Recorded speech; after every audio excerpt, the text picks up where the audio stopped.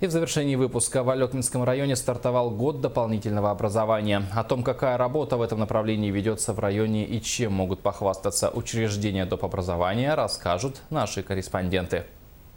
Более 170 объединений, кружков и секций, относящихся к дополнительному образованию, функционируют в Алекминском районе.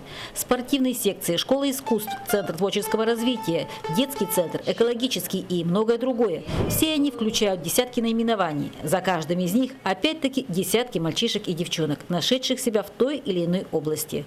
Важно, что в основе нас, как личностей, будут лежать такие качества, как порядочность, трудолюбие, целеустремленность, готовность брать ответственность за свои поступки, умение видеть и ставить цели и быть ответственным за их реализацию, коммуникативность, социальная зрелость.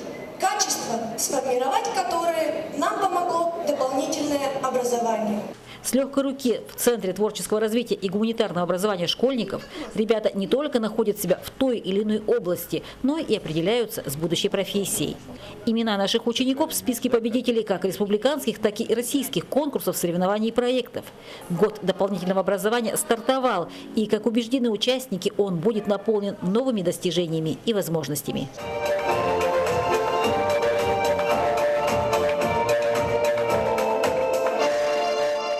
Елена Фас, Сергей Лифу, НВК Саха, Алекминск.